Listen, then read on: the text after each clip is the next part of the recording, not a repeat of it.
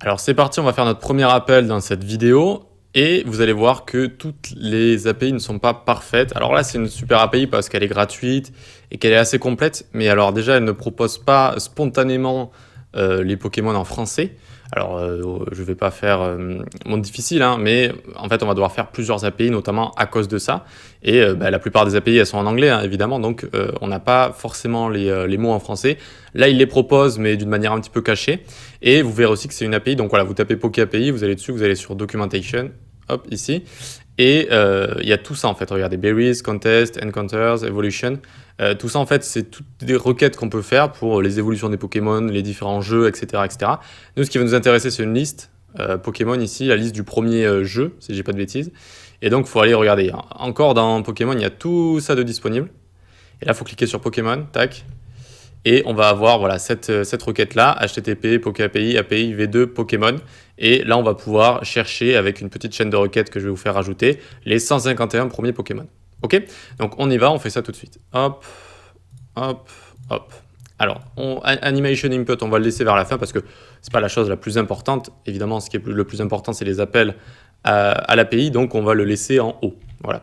Donc ici, on va faire une fonction. Alors, qu'on va appeler fetch Pokémon base. Ah, j'ai repris ma vilaine manie de mélanger un peu l'anglais et le français, mais c'est compréhensible. Donc ici, on va faire un premier fetch de base, une première requête. On va aller prendre nos données pour une première fois. Et donc, on va faire fetch et on va directement aller chercher ce que je vous ai dit, c'est-à-dire ici, ce qu'on a là, HTTP, Poké, etc. Hop, on le prend directement, on peut le copier. On le met ici, très bien. Et à la fin, par contre, on va faire quelque chose.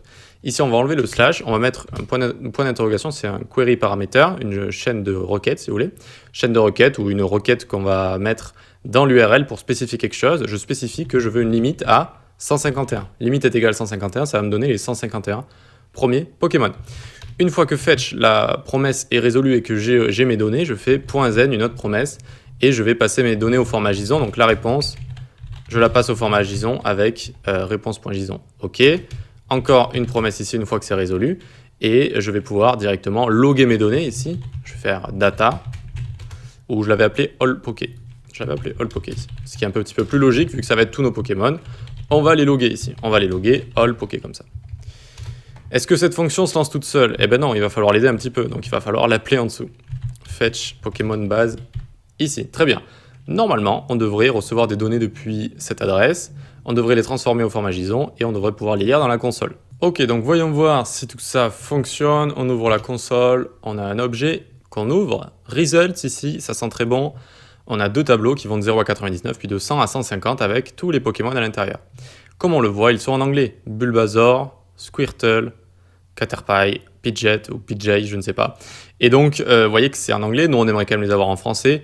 Donc bon, on aurait pu les afficher en anglais si j'étais un petit peu paresseux, mais je vais vous montrer quand même comment on fait. Et ça va vous habituer à voir qu'on n'a pas tout le temps les données qu'on veut et qu'il faut souvent broder, chercher, tester, s'énerver et à la fin trouver.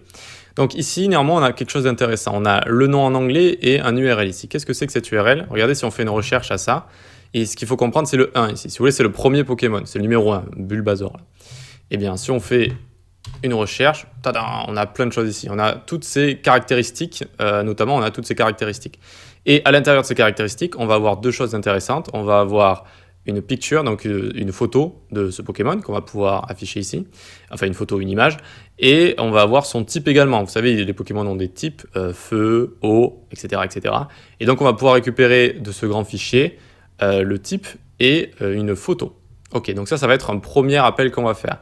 Et ensuite, on va pouvoir faire un second appel avec, on est ici, le nom du Pokémon en anglais. On va pouvoir le faire encore un autre appel avec Pokémon Spices et avec ce nom du Pokémon. Et ça nous donnera notamment le nom en français qu'on pourra aller chercher.